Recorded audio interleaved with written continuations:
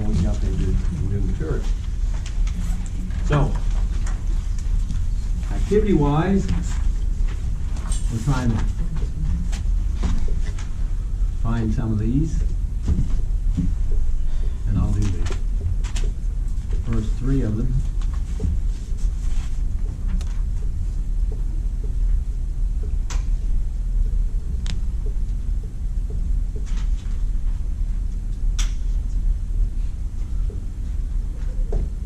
Not too hard to count. The second one, there are 4 unit squares, 1 2x2 square, and then the diagonal square, for a total of, what is that, 6? Here, 1, 2, 3, 4, 5, 6, 7, 8, 9, 1 by 1s, 1, 2, 3, 4, 4 2x2s, 1 3x3. Then we do the diagonals, 1, 2, 3, 4. But now we have another diagonal here. There's one of them, and the other is similarly constructed there. So there are 2 of those, 9, 10, 18, 20. And next up is 50. I'm going to try to draw all those, and so on. Let's see what they are. Next is 105.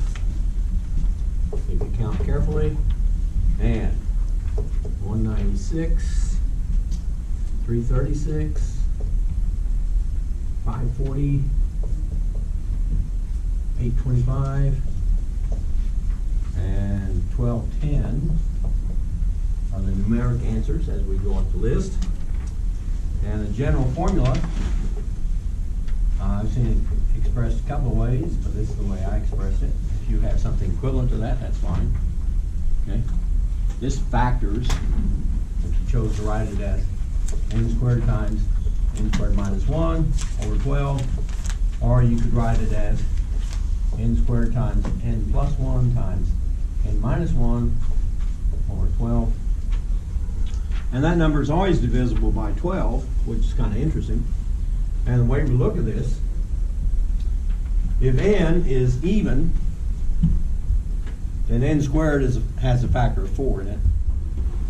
And if n is even, either this or this is divisible by 3. So divisible by 3, divisible by 4, divisible by 12. But you throw any of the numbers in, for instance, 2, 3, 4, let's plug 5 in, and we have 5 to the 4th minus 5 squared over 12. That's 625 minus 25 over 12, 600 over 12, which is 50. No, what is yeah, 50. So, that's the way the activity went. Activities don't weigh very much, so even if you didn't turn it in or did very poorly on it, it's not a big deal. Okay. So much for said activity. Let's look at the quiz.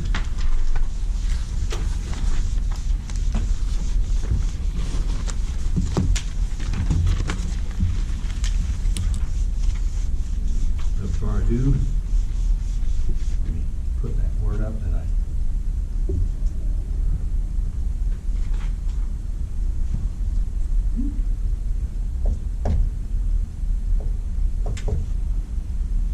I may feel like they didn't practice enough going into the quiz. You know, there is a point of diminishing returns when you are studying. Knowledge, time. Generally, when you're studying, you're going uphill. But if you spend too much time all at once studying, then this begins to flatten out, and quite literally, when total fatigue sets in, then it starts down at a reasonably steep curve. So optimally, you want to learn time to put it aside, go do something else. But still, without this, that doesn't go. Without practice, the learning curve declines. That's true in almost everything we do, whether it's math or English or music. Or how many of you were in band or whatever in high school? You play your instrument as well now as you did then? Because you don't practice. Right? Yeah, that's tough. Okay, let's jump into this. Number one, find the slope of the secant line. Now let's see, generally, if we have a couple points, x1 comma y1 and x2 comma y2, the slope of the line that goes through those 2 points is y2 minus y1 divided by x2 minus x1. In the notation here, since our points are 1 and plug 1 into the, well, what was the function? F of x is equal to x cubed minus 2x squared plus x plus 3. So f of 1, let's see, 1 minus 2 is negative 1, plus 1 is 0, plus 3 is 3. So one point is 1, 3. The other point, f at 3, 27 minus 18 is 9, plus 3 is 12, plus 3 is 15. So this is equivalent to f at x2 minus f at x1 over x2 minus x1. In our cases, those are 15 and 3 and 3 and 1, which is 12 over 2. Last I heard, that was 6. Number 2 coming up is perhaps the most difficult on the quiz. And here's a point, anytime you're taking a test, unless the problems are sequentially written that you need the answer to number 1 to do number 2, the answer to number 2 to do number 3, you decide what order you do the questions. If there's a question that's going to take you a while, put it aside. Do all the ones that you can do quickly and correctly, and then start worrying about the ones that were giving you a little more time or a little more effort. And often, while you're working one of the easier ones that you understand, the bell will go off that says, oh, I can do number 2 with what I did on number 7. You know, whatever. So having said that, we have the function y is equal to x cubed minus 2x squared plus x plus 3 plus x plus 3. And we're at the point 1, 3. And what we want is the equation of the tangent line. The equation of the tangent line. Well, first let's check the point. 1 minus 2 is negative 1, plus 1 is 0, plus 3 is 3. So the other points on the curve. And the slope of the tangent line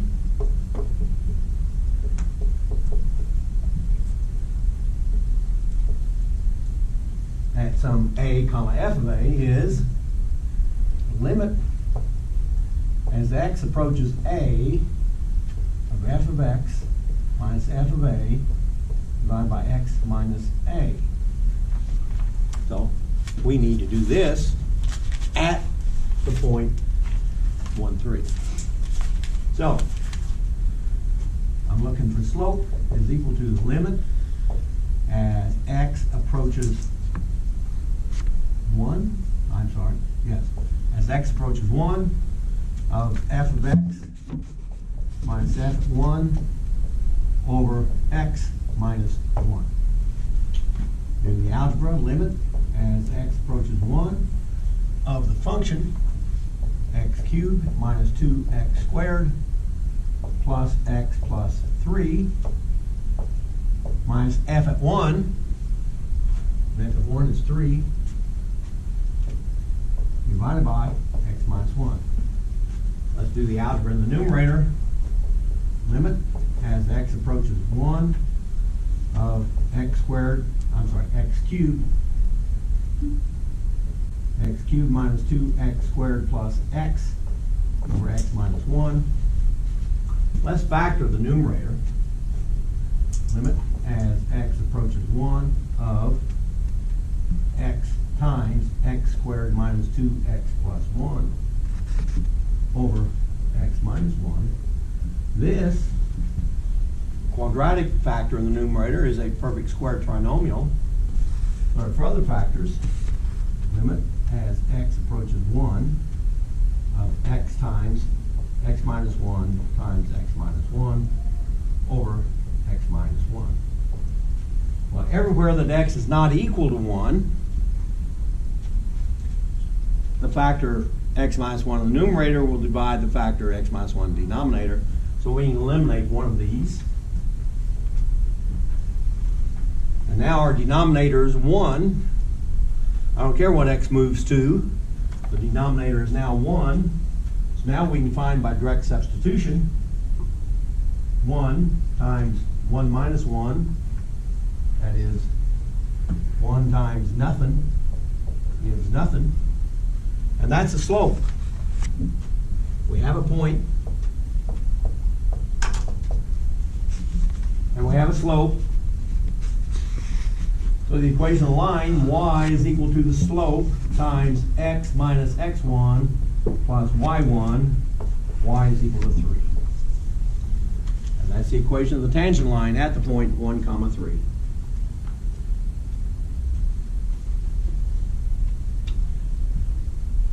Number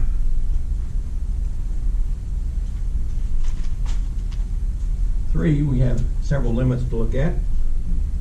First, it says a limit as x approaches 2 of 3x minus 7 over x plus 2.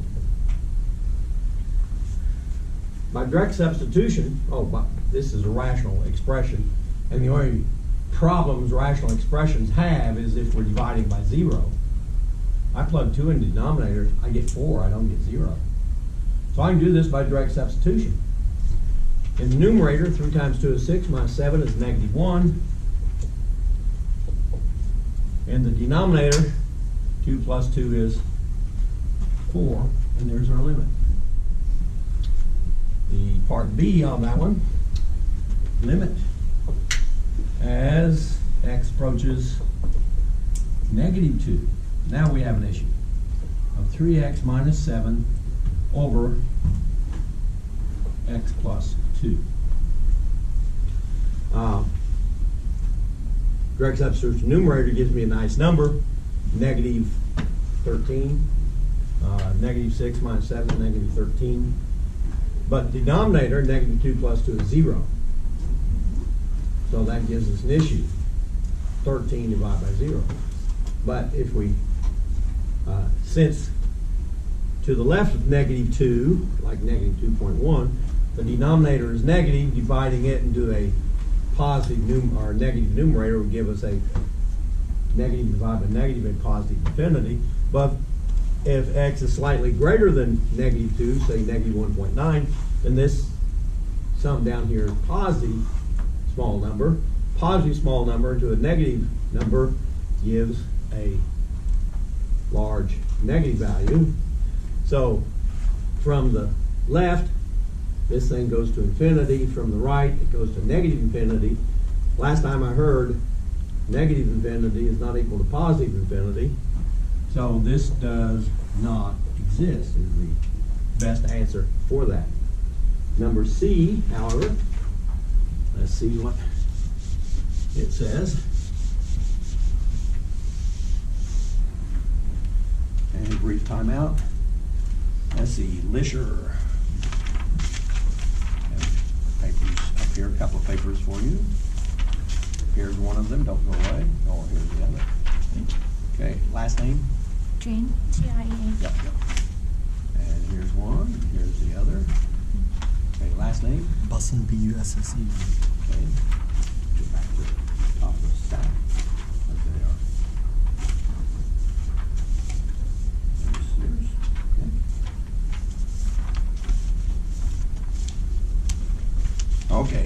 Anybody else? Once, twice, 4 times, okay. So, this last one on that first, on number 3, I'm sorry, says limit as x approaches 2, numerator is x minus 2, the denominator is x squared plus 3x minus 10. By direct substitution, we get 0 over 0. That tells me the denominator factors x minus 2 times x plus 5. The limit as x approaches 2. Everywhere the x is not 2, we get 1 over x plus 5. So at 2, we get 1 over 2 plus 5, or 1 over 7. Okay. Number 4.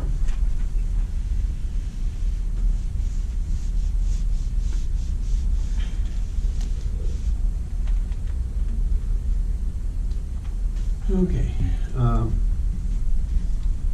Looking at the limit as x approaches 3 from the negative side of the floor function of x minus 2. And that's directly followed by the limit as x approaches 3 from the positive side of the floor function of x minus 2. Okay. Well, at 3, these are both well defined. At 3 minus 1 is 1, the floor of 1 is 1. 3 minus 2 is 1, the floor is 1. 3 minus 2 is 1, the floor is 1. So it appears they're the same, but they aren't. Because this is coming in from the negative side, means that I don't put a 3 in here as a test. I might try 2.9. 2.9 minus 2 is 0.9, and the floor of 0.9 is 0. But here, might try 3.1, since that's on the positive side of 3. 3.1 minus 2 is 1.1. The floor of 1.1 is 1. Last name? Brown. Okay. I have a couple papers for you up here.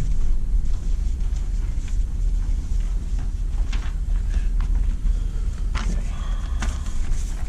And numbers 3 and 4 on that are, let's see, our numbers C and D.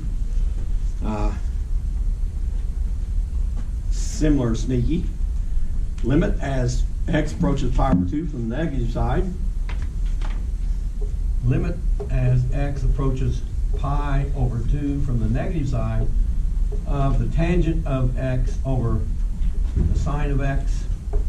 And the same question, limit as x approaches pi over 2, this time from the positive side of the tangent of x over sine of x. Well, if I do a little bit of trigonometric remembering here, the tangent is the sine of x or the cosine of x. So the tangent divided by sine of x divided by sine of x. The sine of x is divided out, and I have 1 over cosine x.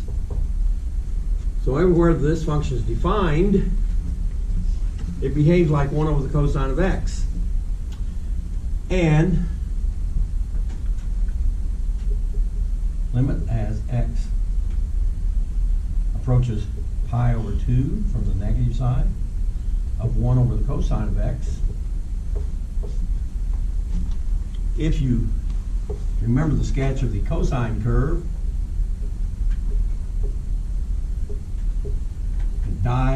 it dives, it climbs. Here's pi over 2. So from the positive side, this is approaching 0 from the positive side. Positive number divided by a positive number gives us a positive very large number. So this side gives me positive infinity. Over here, I have the limit as x approaches pi over 2 from the positive side of 1 over cosine of x. And on the positive side of pi over 2, means we're coming at it this way, the cosine is negative 1 divided by a very small negative number is a very large negative number. This is increasing without bound toward positive or toward negative infinity.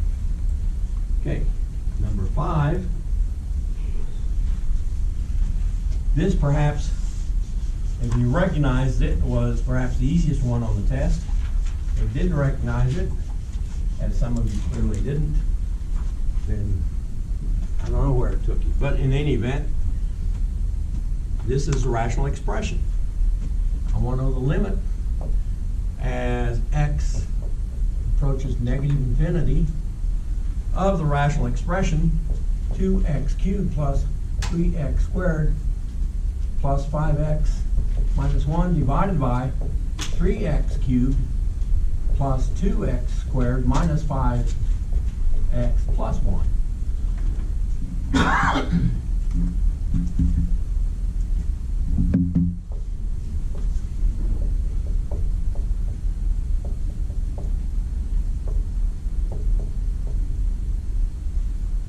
If we have a rational expression, polynomial over polynomial, then the key is, what are the degrees? If the degree of the numerator is the same as the degree of the denominator, the limit as that goes to infinity is simply the ratio of the leading coefficients. The ratio of leading coefficients. So, at negative infinity, we basically have 2 times negative infinity over 3 times negative infinity. These are trivial terms compared to that. The result is 2/3. And in similar fashion, the limit as x approaches positive infinity of the same thing, 2x cubed plus 3x squared plus 5x minus 1 over 3x cubed plus 2x squared minus 5x plus 1. Same story, same degree, goes to the ratio of the leading coefficients, 2/3. If the degree of the denominator is greater than the degree of the numerator, then it goes to 0. Goes to 0. Has a horizontal asymptote, which is the x-axis. If the degree of the numerator is larger than the degree of the denominator, then it either climbs to positive infinity or negative infinity, depending upon whether we have a negative factor in there that doesn't get divided out. So, that's through number, whatever it was, through number 4. No, number 5. I'm going to skip number 6 and come back to it. Let's do number 7.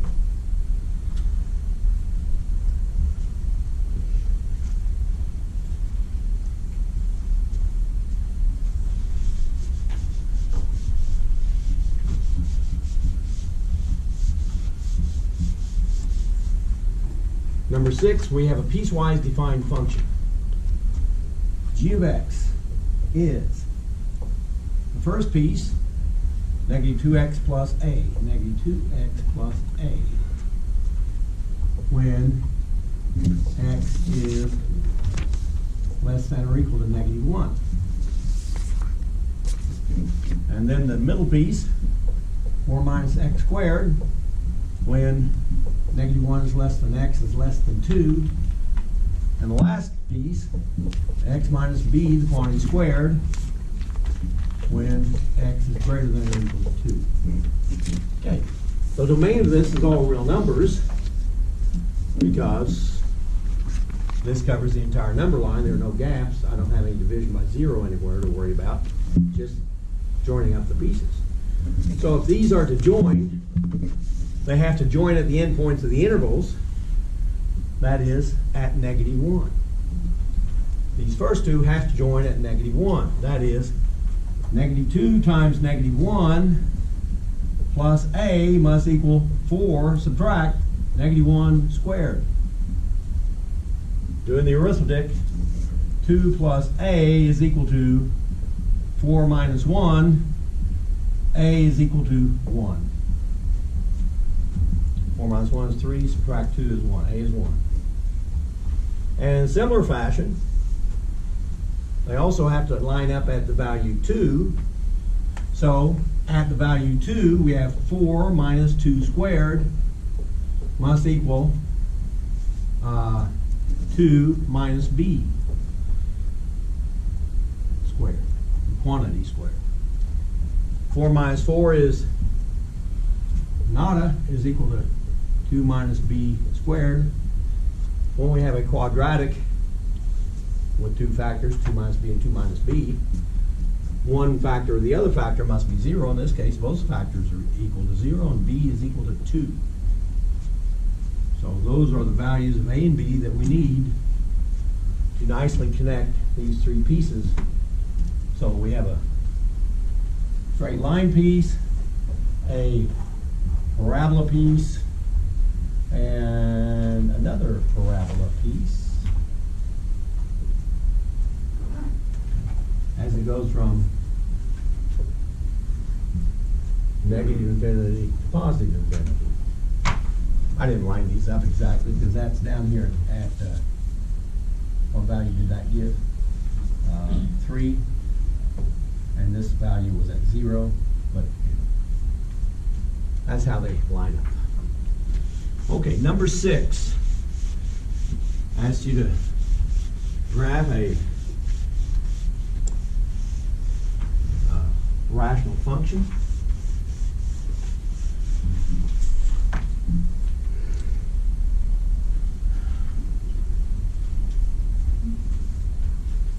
And number 6, we have the rational function f of x is equal to x squared plus 4x minus 5, x squared plus 4x minus 5 over x plus 1. And as we read the directions, it says show the asymptotes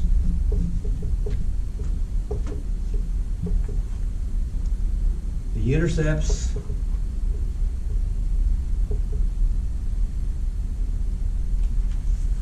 and the shape. I want to show these for sure. Well, let's find the intercepts. The intercepts, when x is 0, 0, 0 is negative 5, 0, 1, negative 5 divided by 1 is negative 5. On the other hand, if y is 0,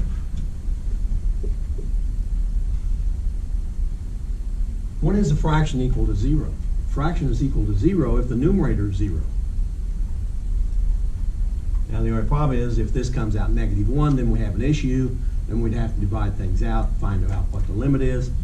But at where these things collide, so really all I'm looking at is the numerator. X squared plus 4x minus 5 equals 0. This thing factors x plus 5 times x minus 1 equals 0. So x equals negative 5 or x equals positive 1. So we have two x-intercepts, 5, 0 and 1, 0. Now the asymptotes. The asymptotes, when we have division by 0, and that occurs when x plus 1 equals 0 or when x equals negative 1. So one of the asymptotes is at x equals negative 1. The other asymptote, degree of the numerator is just 1 degree higher than the denominator. So this has an oblique asymptote. I call them slant asymptote. The book called it an oblique asymptote. Let's just do the long division. X plus 1, I could do it synthetically, but I'll do long division, into x squared plus 4x minus 5. X and x squared goes x times, multiply back, x squared plus x, subtract 3x, bring down the 5. X into 3x goes 3 times. 3 times x, 3x, 3 times 1 plus 3, subtract negative 8. So this thing behaves just the same as the line x plus 3 plus a remainder of negative 8 over x plus 1. And that is the other asymptote. Y equals x plus 3. Now let's put all this information onto a graph. Let's see if we can make a reasonable picture of it.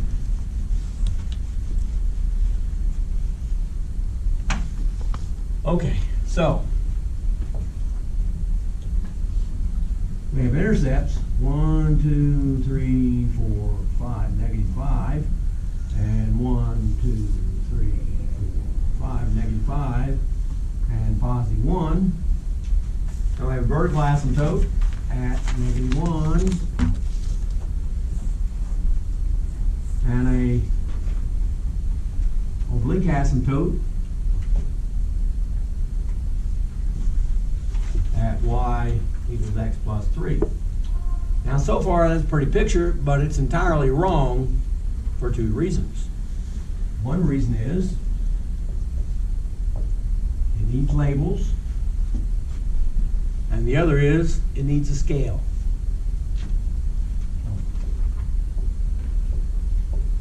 Two, 4, negative 2, negative 4, 2, 4. If you want to label these 3 and negative 3, negative 5. Well, let me put that on the other side, because otherwise it'll get crossed and look like positive 5. So we have this rational function, and if we check a point to the left of negative 5, we'll find that it's down here someplace. So we check a point between negative 5 and negative 1, we get a point up here someplace, and we connect these points with a smooth curve because of the asymptote. And similarly over here, if we check a point between 0 and negative 1, we'll find out that it's negative. That's much more than that. And again, we come through those, and so we can curve up that way, down that way. And that's a reasonable sketch of the curve because it indicates all those things it has to indicate. Has the intercepts, negative 5, what you want to label that from, negative 5, positive 1. Has labels x and y, has scales, every graph ought to have. And it has the asymptotes, the vertical asymptote at x equals negative 1, and the diagonal asymptote, the oblique asymptote, the slant asymptote at y equals x plus 3. Okay, so 70 points possible. The lowest score in my two classes was 15 out of 70.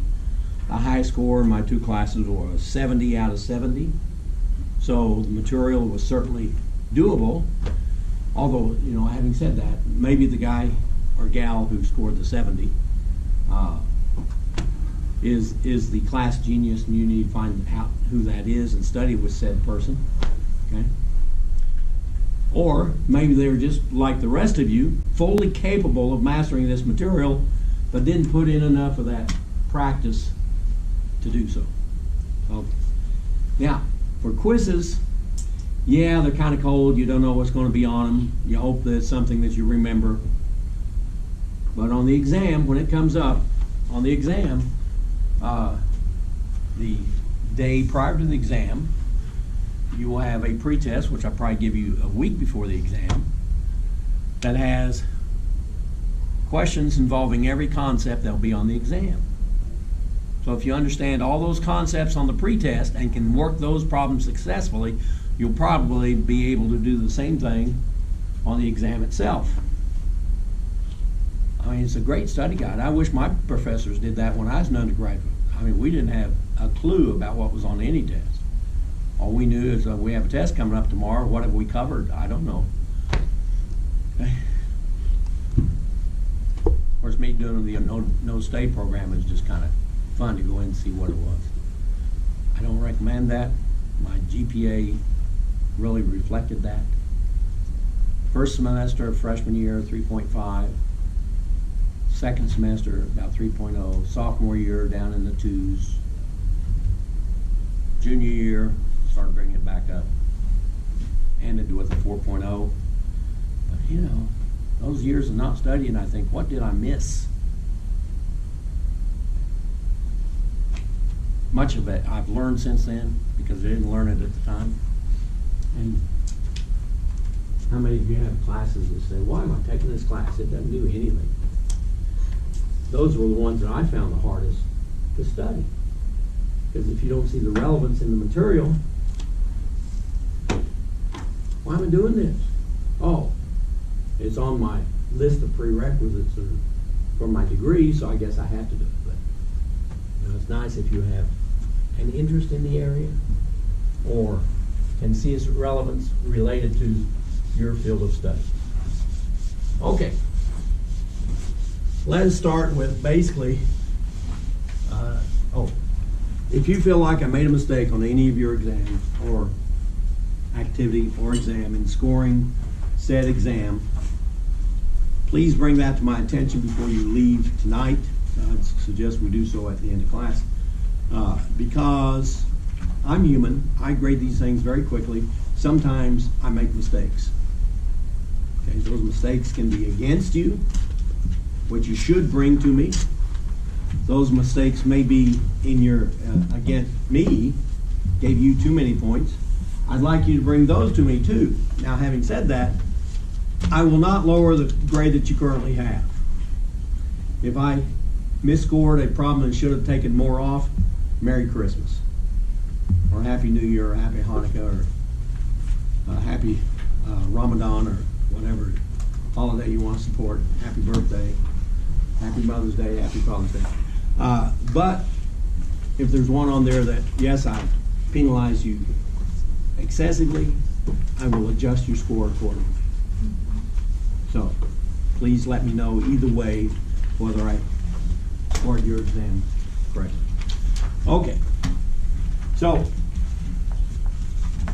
we began basically the last chapter looking at changes, and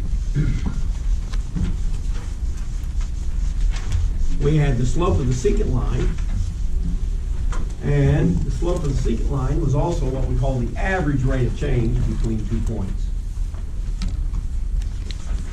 But if we begin to take those limits, the limit as x1 approaches x2, well, let's say it's x2, yeah, that's all right. Doesn't matter which way. F of x2 minus f of x1 over x2 minus x1. Let's change these to be consistent.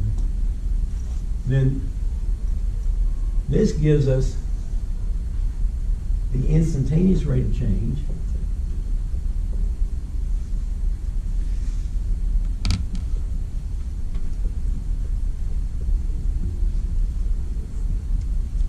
the slope of the tangent line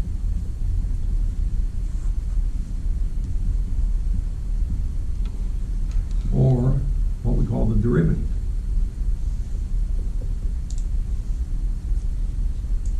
But this is not the best form for finding those things.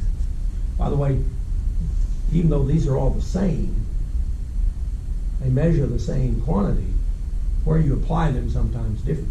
If you look at your speedometer, it's measuring, if it's accurate, the instantaneous rate of change of your position with respect to time.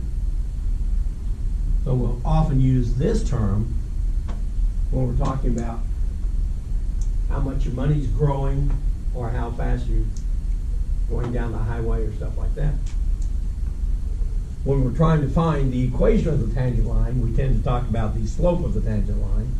And when we're talking about more generally the slope at any point, then we'll call it the derivative. And if we have some function y equals f of x, then notation-wise, we write the derivative as dy divided by dx or we write it as y prime, or we write it as f prime of x. Notation-wise, those are all the same. But to make it a little easier, let's go back to our sketch. And for problem number 2 on the quiz, we had the slope of the secant line. Basically, we had f of b minus f of a over b minus a. But then I said, well, let's find the limit of this as the value b approaches the value a. So we are looking at limit in general f of x minus f of a over x minus a as x approaches a. This, sure enough, is any of these. That is the derivative. But it's not algebraically the easiest to work with in many cases. One that's easier to work with is, instead of picking 2 distinct points like that, let's start with the point x, f of x,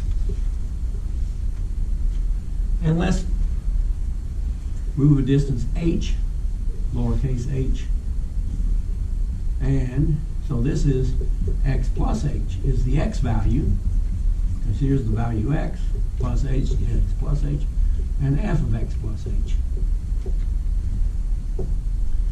So this notation becomes f prime of x is the limit as h approaches 0 of f of x plus h minus f of x over x plus h minus x. Well, let's look in the denominator. Limit as h approaches 0 of f of x plus h minus f of x over h. In other words, where we just have that single factor in the denominator to work with, it's a little easier to do. So let's do one that we know the answer. Let's look at the line f of x equals 3x minus 5. What's the slope of that line? 3. Do that from Algebra 1, which some of you may have had in the 8th grade, some of you may have had it a little later. Okay. 10th grade, 21st grade, whenever. Okay. But you know the slope. As a matter of fact, that's in what we call slope-y-intercept form. So we know the answer is 3. Let's see if this definition gives us 3. Well, let's see. That is, the slope, which is the derivative of this, is the limit as h approaches 0 of 3 times x plus h minus 5. There's my function evaluated at h. Here's my function evaluated at x. All divided by h. Let's do the arithmetic in the numerator.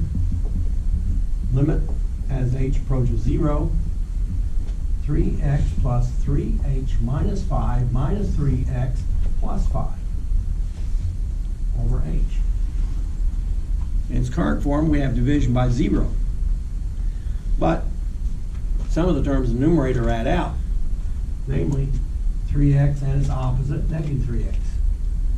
Negative 5 and its opposite, positive 5, add out. The only thing that is left, limit as h approaches 0 of 3 times h over h.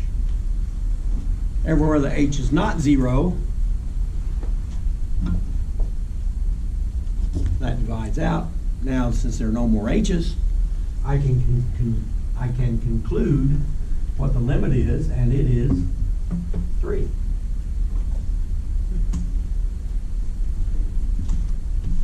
That's not too bad. Of course, with any line, the algebra works out the same. So if I have y equals mx plus b,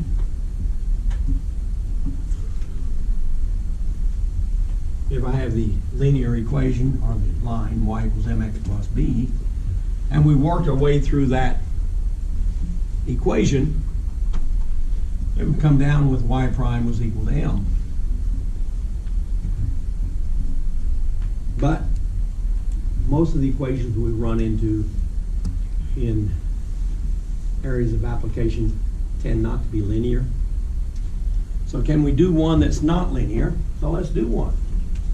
Let's say that g of x is equal to 3x squared minus 5x plus 7. And I want to find g prime of x. By definition, this is the limit as h approaches 0 of g of x plus h minus g of x over h. In particular, for this function, this is the limit as h approaches 0 of 3 times x plus h squared minus 5 times x plus h plus 7. Here's my g of x plus h. Subtract g of x, 3x squared minus 5x plus 7, close, all divided by h. Let's do the algebra in the numerator. Limit as h approaches 0 of 3x squared plus 6xh plus 3h squared minus 5x minus 5h plus 7, subtract 3x squared plus 5x minus 7, all divided by h. And now, sure enough, terms that don't have an h in them add out. 3x squared and its opposite, negative 3x squared. Negative 5x and its opposite, positive 5x. Positive 7 and its opposite, negative 7.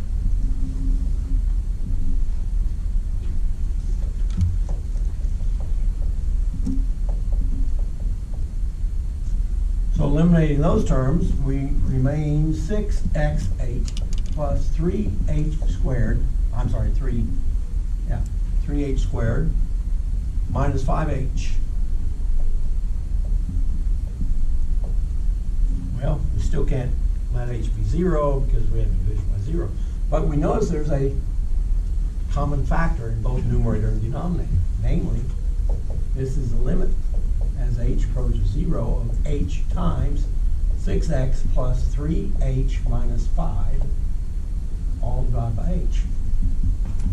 Now, everywhere that h is not 0, it divides. So all we're looking at is the limit as h approaches 0 of the linear expression 6x plus 3h minus 5. Since the denominator in every case is 1, and what we see here is the numerator, if I let h become 0, what I'm left with is 6x minus 5. So, algebraically,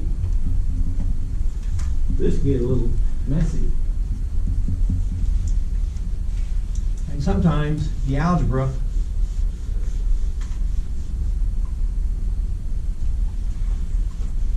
isn't as nice as you'd like. Let's say that we're looking at f of x 1 over x. Then f prime of x is limit as h approaches 0 of 1 over x plus h minus 1 over x over h. How do you work with compound fractions? The way I like to work with compound fractions is to make them into simple fractions. That is, by multiplying through by the lowest common denominator over the lowest common denominator, and then multiply it through by that well-chosen number 1, and the multiple denominators will go away. That is, if I multiply this through by x plus h times x plus h times x. Denominator down here is 1, so you don't have to show it. Now, do this multiplication. Let me make this well chosen.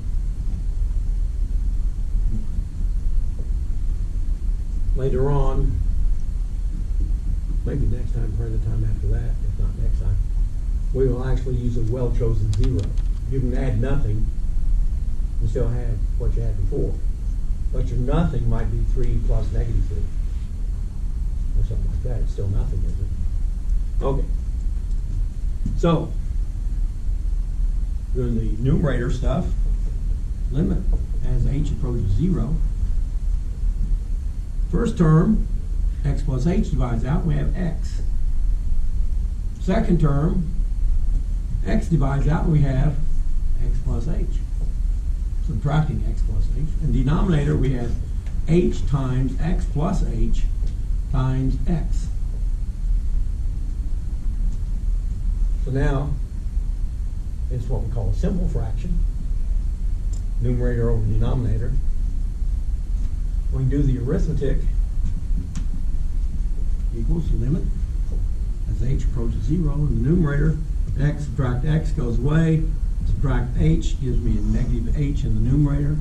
In the denominator, nothing goes away yet. H times x plus h times x. We see a common factor in the numerator and denominator, h. We divide that out. So we have, this is the limit as h approaches 0 of negative 1 over paren x plus h, close paren, times x. Now there is an h in the denominator, but that h is not a factor of the denominator. Since h is not a factor of the denominator does not become 0 if h is 0. So now we let this h be 0. So numerator we have negative 1, and denominator we have x times x.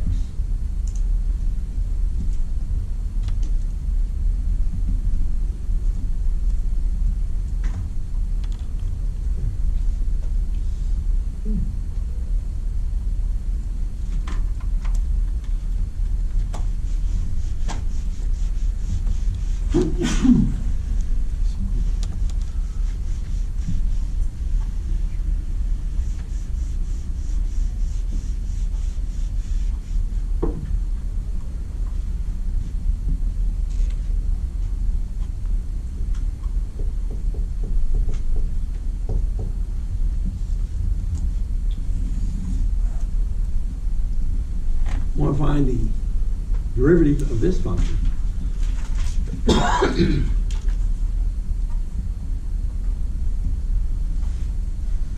Now let's see.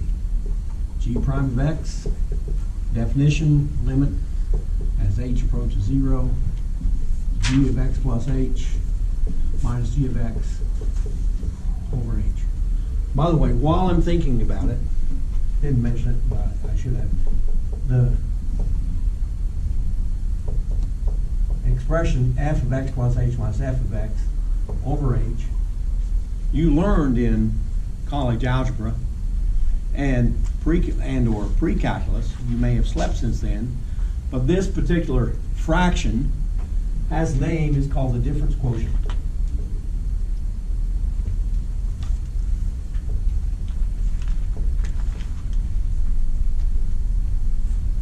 Sometimes that's abbreviated DQ, Dairy Queen, whatever. But what we're doing is finding, in every case that we've done, is the limit of the difference quotient as the denominator approaches 0. The limit of the difference quotient as that denominator approaches 0. So let's throw this in, equals the limit as h approaches 0 of the square root of x plus h minus the square root of x over h.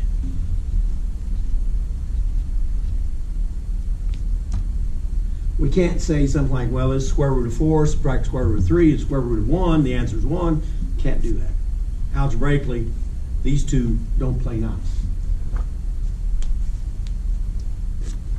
But something you learned in Algebra 1, or should have learned in Algebra 1, should have learned it in Algebra 2, should have seen it in college algebra or pre-calculus. You can rationalize denominators. Well, here we don't want to rationalize denominator, we want to rationalize numerator so we can do some work with it. So we can get things to add out. So again, I'm going to multiply by a well-chosen 1. And that well-chosen 1 I choose to multiply by is what is called the algebraic conjugate. And it is square root of x plus h plus square root of x plus h plus square root of x. So you see I'm multiplying by well-chosen number 1. Anything over itself is equal to 1, the exception being 0 over 0. And in every case, 0 over 0, because that's exactly what we've done here. 0 over 0 in this case was negative 1 over x squared. 0 over 0 in that first line was simply 3. 0 over 0 in that quadratic was 6x minus 5. So 0 over 0 can be defined, and that's what this is doing. And the way we define 0 over 0 is get rid of the zeros. So we don't have 0 over 0, we have non-zero over non-zero. You remember your special products? Your perfect square binomial, or perfect square trinomial, a plus b, the quantity squared, is a squared plus 2 times a times b plus b squared. And a minus b, the quantity squared, is a squared minus 2ab plus b squared. And there's also a couple of those for difference of cubes, a cubed minus b cubed, factors as a minus b plus some other term, or a cubed plus b cubed, factors as a plus b times some other term. But this is the case of a plus b times a minus b. What is the product of a plus b times a minus b? The term for it is difference of squares. So what do we get? A minus b times a plus b, and aside, a minus b times a plus b is a squared minus b squared.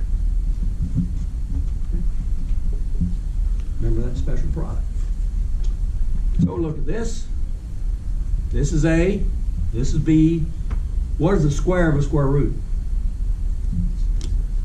The number that's underneath. Oh. So this is the limit as h approaches 0 of x plus h. And what is the square of a square root? The number underneath minus x over h. I'm about to sneeze. Oh, time out. Man, I caught that. Can't forget my denominator. Square root x plus h plus square root x. Okay. We'll sneeze in a moment. When it arrives, you'll know. I apologize ahead of time. Okay. X plus h minus x in the numerator. The x's add out, and we add the limit as h approaches 0 of h over the denominator, h times square root x plus h plus square root x. Once again, very nicely, we have h over h plus some times something else, but the h over h divides out. And we have the limit as h approaches 0 of 1 over the square root of x plus h plus square root of x. Once again, as just before, we have an h in the denominator. That h is not a factor of the denominator, so it may go to 0.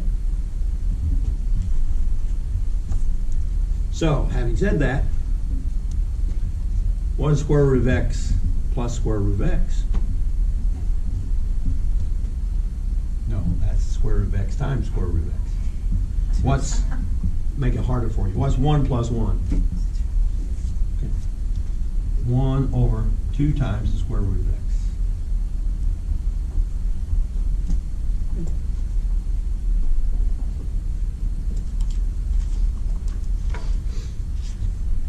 Well, let's do one more of these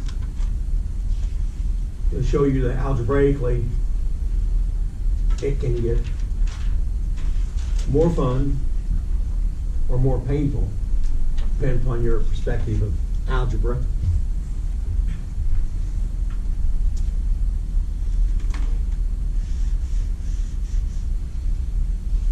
So let's say f of x is equal to 2x to the fifth minus 3x cubed plus 4.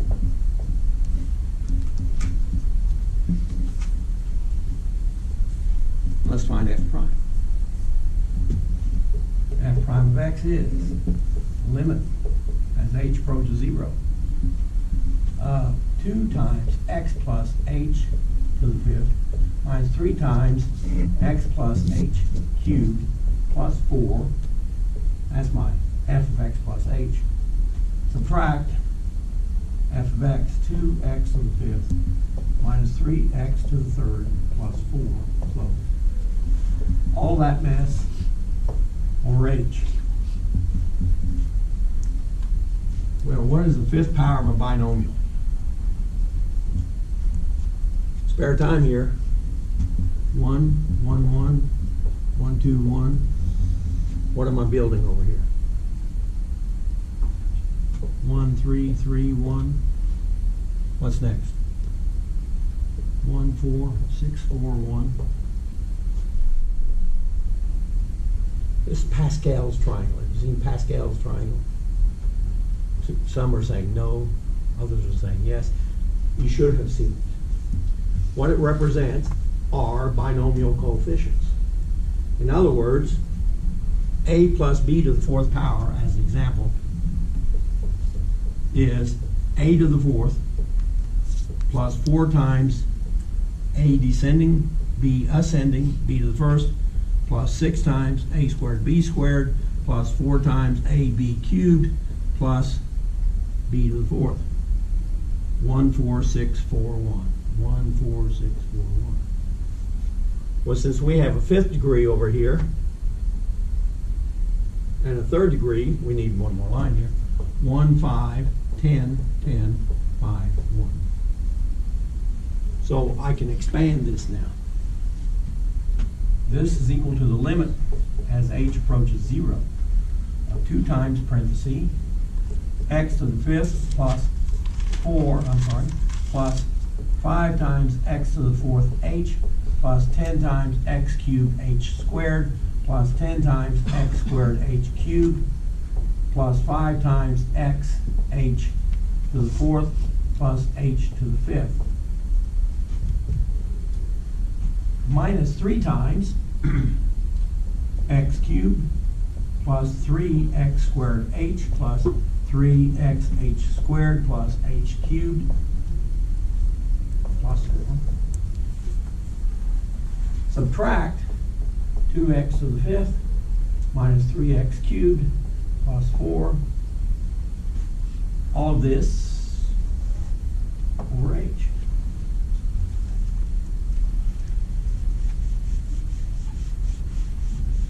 So distributing the coefficients over the expanded binomials,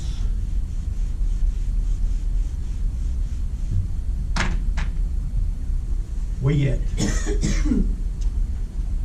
f prime of x is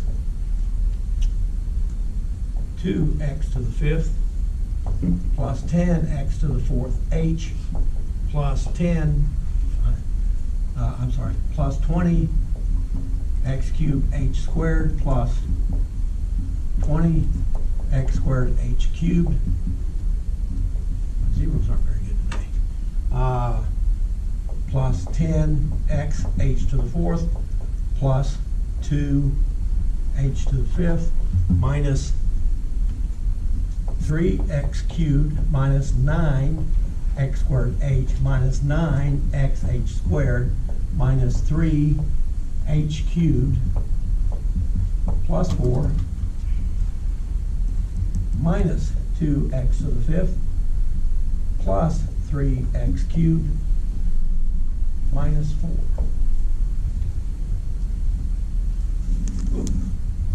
Notation wise, I forgot to put my limit in. That would cost you a point on that quiz. F prime of x is the limit as h approaches 0 over h. On like terms, 2x to the fifth adds out with this opposite, negative 2x to the fifth. Negative 3x cubed adds out with this opposite, positive 3x cubed. Positive 4 adds out with this opposite, negative 4. And let's see, all the other terms has at least one factor of h. So this is equal to the limit as h approaches 0 of h times 10x to the fourth plus 20x cubed h plus 20x squared h squared plus 10x h cubed minus 2h to the fourth minus plus 2h to the fourth minus 9x squared minus 9xh minus 3h squared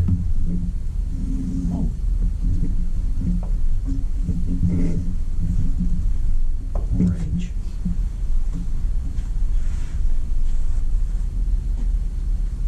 Common factor, numerator and denominator.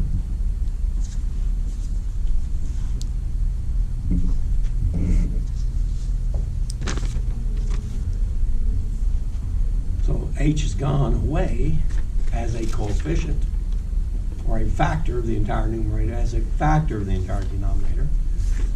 So the other h's, which are parts of terms, we can allow to go to 0. 0, 0, 0, 0, 0, 0, which leaves us only 10x to the fourth minus 9x squared.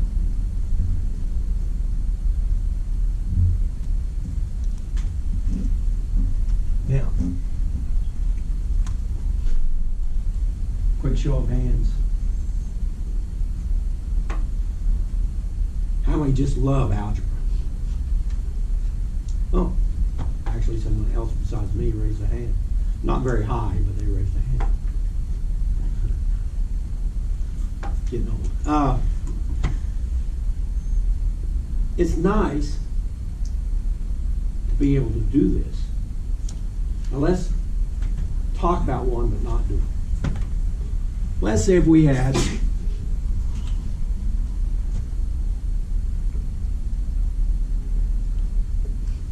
w of x equals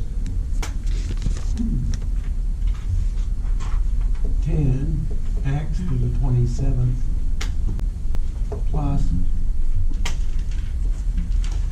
14 times x to the 13th. And we want to find w prime.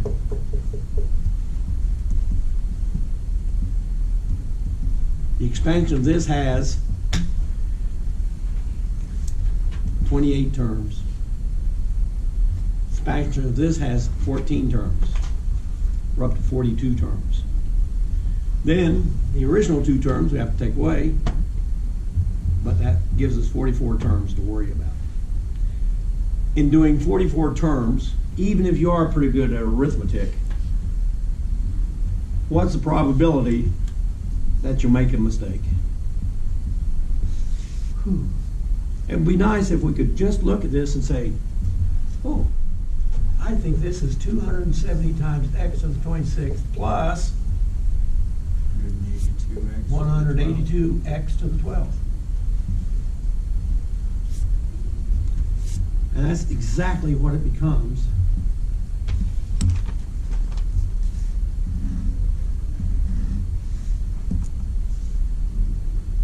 Well, let's look at those others that we had. We had 3x minus 7. We had, what did we have? Something x squared. 3x squared minus 5x plus something. Plus what? What was it? I don't know. Plus 7. Then we had another f of x. And what we looked at was 1 over x, which I'll choose to write as x to the negative 1. Then we had another of these, square root of x, which I'll choose to write as x to the 1/2. And then we looked at this last one was, Well, there are 2x to the 5th minus 3x cubed plus 4.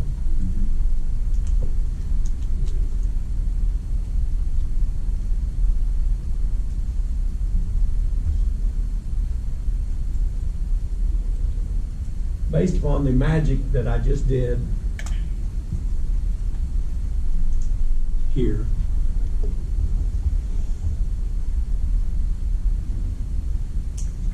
We do this term by term. The new coefficient is the old coefficient times the old exponent. What is 1 times 3? And the new exponent is 1 less than what we had before. What's 1 less than 1? What's x to the 0? 1. X to the 0 is 1. And here, we have an x here. What is the power of x here? 0. Oh. And what's 0 times negative 7? 0. Oh. I'm done. Let's look here. What's the new coefficient become? 6. G prime of x equals 6x minus 5. How about here? X to the minus 1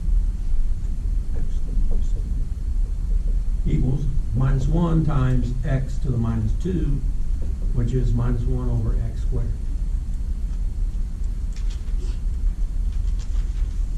How about x to the 1/2? G prime of x. 1/2 times 1 is 1/2. 1 less than 1/2. X to the minus 1/2, which can be expressed as 1 over 2 times the square root of x. And this last one, 2 times 5 is 10. 1 less than 5 is 4. Negative 3 times 3 is negative 9. 1 less than 3 is 2. And get another 0 here. So if I could do it this way, why did I bother doing it the other way? Because it's fun. No. That's one of the reasons I enjoy doing it. But the other reason is, if you do not understand the process, you don't appreciate the result. And that's the truth. In learning, there are 3 levels. What, how, and why. What is the answer?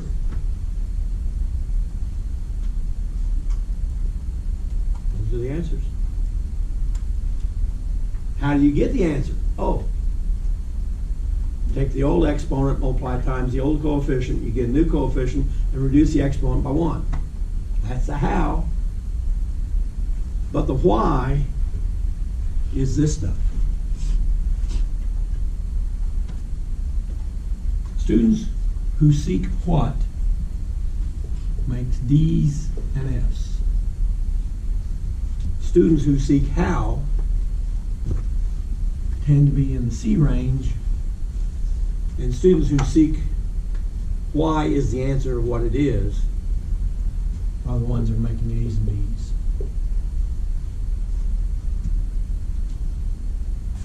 Now there are exceptions to that. Years ago I was teaching general physical science at Rose State College, back when I was in graduate school. And general physical science covers geology, chemistry, physics, okay, astronomy, meteorology, a lot of different things. The first day of class, he walks up to me and says, I'm a creationist, and I don't believe anything you're going to teach this semester. Okay. He said, but I'll make an A in your class. I said, okay. So he didn't believe any of the, especially when we're talking about geology and the age of the Earth, because he knew the Earth was only 6,000 years old. If that's his belief, fine. Most of us think it's a little older than that, by about 4.5 billion years, give or take a few. And by the way, in another 4.5 billion years, we're going to collide with the Andromeda galaxy, M31. Chances are, even though the two galaxies crash together, so to speak, there'll be very few collisions because there's a whole lot of space in between things. Yeah, there'll be some collisions, but you know, 4.5 billion years from now, I'm not going to worry about it too much. But anyway, having said that about this student who didn't believe anything I taught that semester, he did. He made the high A in class. So, just because you do or do not buy into the concepts, you need to understand the concepts in order to be able to figure out how and what. If you remember this, you can always replicate the ones above it. But if you don't remember this, if they throw a curve at you, you're going to miss it. And some of you, I know, already think I threw you about 7 curves on the 7-question test. So guess what we have to do with all this? This is all in section 3.1. We have to practice.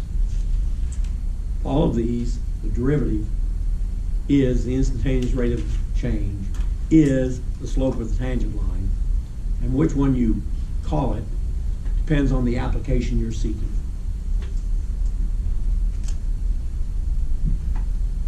And what we use the derivative for in much of mathematics and in the business world is what we call optimization. What is the best product you can make for a fixed cost, or what is revenue that you can achieve based upon your cost or based upon your sales price, things like that. When you're dosing medicine, what's the optimum dose for a particular substance?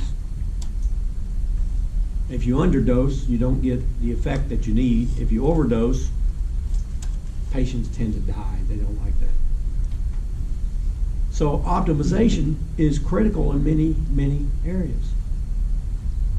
When you're trying to send a rocket to the moon and back, or now, the one that's out past Ultima Thule. Have you seen the newest pictures on Ultima Thule? It doesn't look like 2 snowballs now. Yeah.